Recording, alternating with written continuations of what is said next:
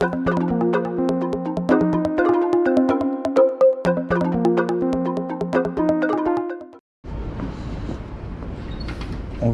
continue toujours à Shimokita. C'est Higashikai. Donc c'est l'association de l'Est, donc est de la voie de chemin de fer. Et donc vous voyez, c'est toujours en travaux de ouf malade. Ah ouais, donc là, maintenant on peut passer par là. Je ne viens pas ici tout le temps non plus, donc je connais pas vraiment les passages secrets. Est-ce que je dis pas de la merde? C'est peut-être la tour qu'on aperçoit tout au fond. Ce serait pas Shinjuku, peut-être bien. Bon voilà, on va continuer un petit peu de ce côté-là. Ouais, peut-être même par là. Allez. Je sais pas trop, hein. Là c'est un peu random, désolé. Si. Ah non, je sais pas si on peut passer là du coup. Alors il y a ces emplacements vides là. Si, ok. Donc voilà, donc là c'est travaux. Ils construisent. Je sais pas du tout ce qu'ils font quoi. C'est le. Alors attends. C'était là où il y avait la Shotengai avant, il me semble. On va regarder.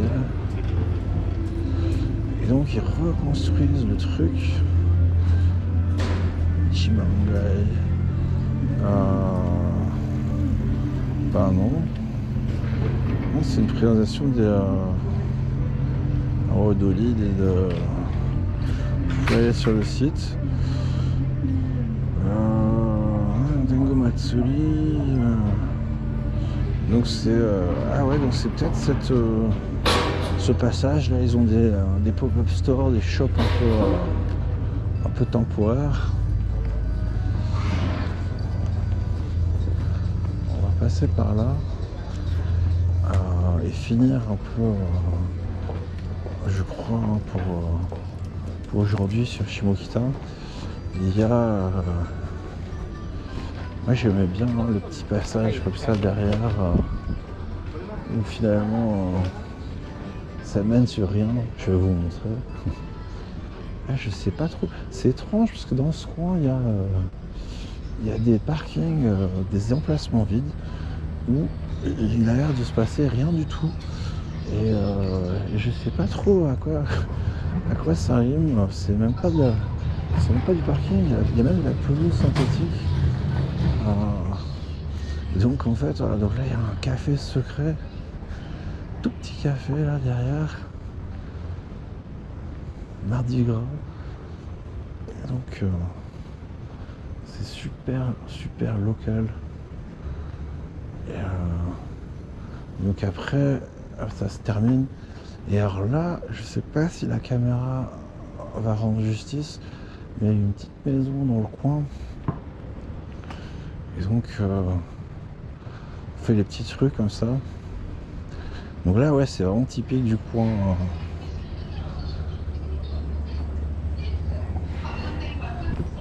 Alors à côté, qu'est-ce que c'est? Yakiniku, bien sûr. Kuroge Wagyu. Donc c'est le bœuf japonais à poil noir. Alors je sais pas s'il est meilleur qu'un autre, mais c'est assez réputé ici. On en trouve souvent dans les restos de Yakiniku. Waouh! Alors ça, ils ont l'air assez foufou leur hamburger ici, voyons. Ah ouais, ça doit bien te mettre le ventre quoi. Si on parlait de perma bulking dans l'autre épisode. Et donc là, hop, un petit free market. Donc ben voilà, c'est de l'occasion, je pense. Et derrière, vous pouvez voir la maison qu'on a vue de là-bas quoi. Donc là on est quoi? On est vendredi, hein, donc c'est pas... on n'est pas le week-end, donc c'est pour ça que c'est peut-être un peu plus calme aussi.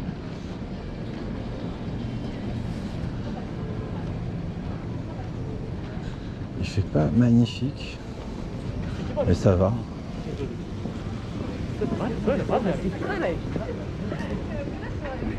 Alors est-ce que... Là il y avait un petit combini avec une... Alors là je sais pas ce que c'est. Non. Est-ce que ce serait pas encore un opticien?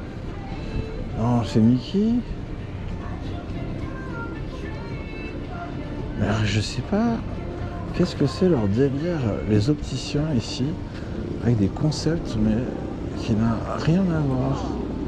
Genre c'est les lunettes du cirque quoi.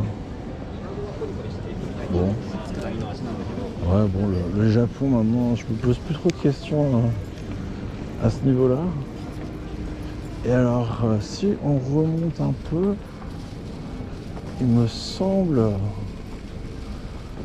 qu'il y a une petite live house.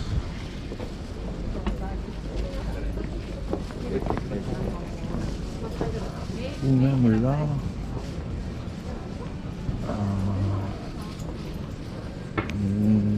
Peut-être. Ouais, on peut passer par là, a priori. Donc voilà, les t-shirts à la con. DM, UMR. Je sais pas du tout ce que ça veut dire. Enfin, IDM, ouais.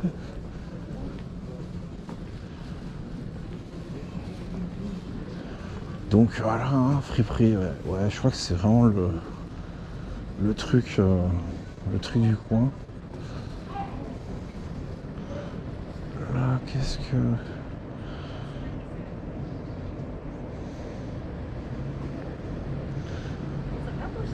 Coiffeur. Ah bah voilà, bon.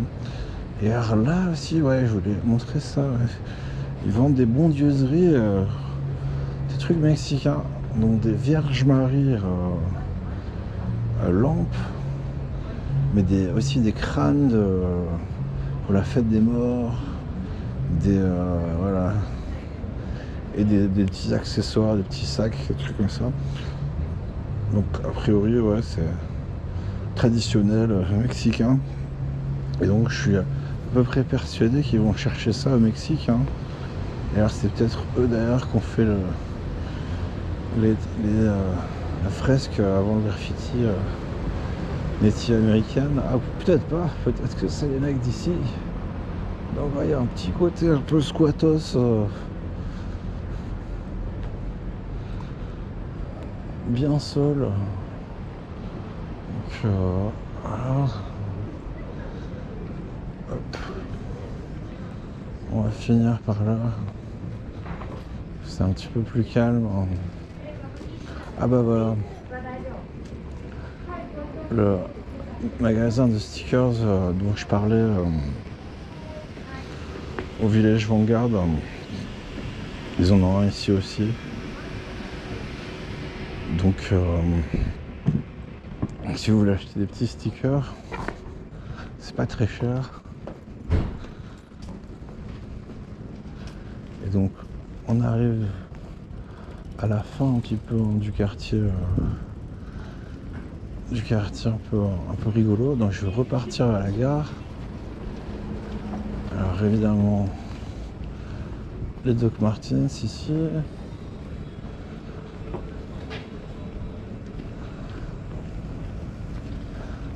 Encore la friperie là. C'est vraiment le coin pour ça. Un Starbucks.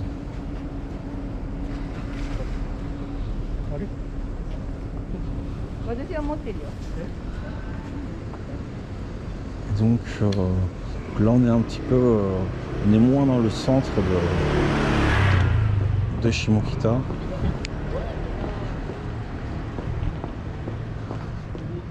Donc Flamingo, donc Dai Kokuya, c'est le prêteur sur gage. Donc si vous voulez acheter, alors c'est un peu le cash converter, sauf que vous pouvez récupérer les trucs, je pense. Donc Rolex, Cartier, Vuitton, Hermès, Chanel, Gucci, de l'or, des diamants, du platine, des ordis, des téléphones portables. Donc si vous êtes un petit peu léger en cash, vous pouvez aller vendre vos trucs. Donc c'est souvent les gens un peu en galère, quoi, hein, forcément. Et alors là, si vous aimez bien les jeux vidéo vintage ou le matos audio un peu d'occasion ou les pédales à effet de guitare, par exemple pour les synthés, Hardoff, hein, ça reste une valeur sûre. Alors à Tokyo, c'est pas nécessairement les meilleurs prix, mais dès que vous vous éloignez, je crois que c'était Florent Gorge qui avait fait une ou plusieurs vidéos où il allait dans les hard-off dans le nord du Japon et il trouvait des occasions sur des jeux vidéo.